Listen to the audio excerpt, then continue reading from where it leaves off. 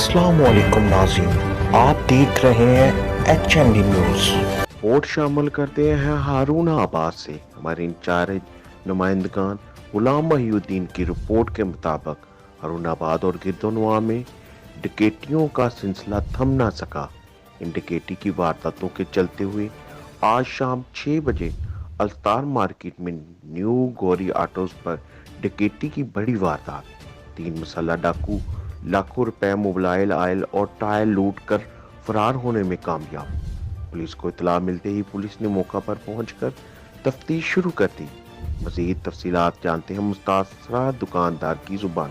ये Gauri new Gauri auto से शाम को 6:40 ਤੇ ਇੱਥੇ 3 ਬੰਦੇ ਆਏ ਨੇ। ਇੱਕ ਮੋਟਰਸਾਈਕਲ ਖੜਾ ਕਰਤਾ ਤੇ 2 ਬੰਦਿਆਂ ਨੇ ਆ ਕੇ ਰਾਫਲਾਂ ਗੱਡੀਆਂ ਉਹਨਾਂ ਕੋਲ ਹੈਗੀਆਂ ਸੀ, ਢਾਠੇ ਮਾਰੇ ਸੀਗੇ।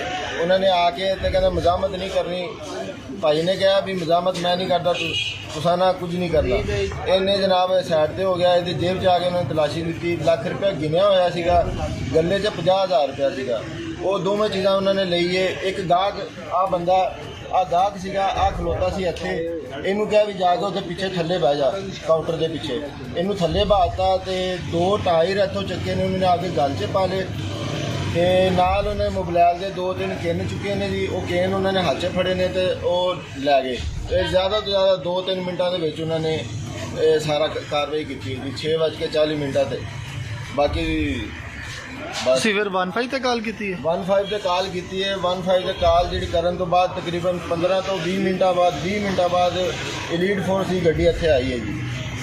ਪੁਲਿਸ ਘੱਟ ਤੋਂ ਘੱਟ 20-25 ਮਿੰਟਾਂ ਬਾਅਦ ਮੌਕੇ ਤੇ 20 ਮਿੰਟਾਂ ਬਾਅਦ ਜੀ ਪੁਲਿਸ ਇੱਥੇ ਪਹੁੰਚੀ ਹੈ ਜੀ।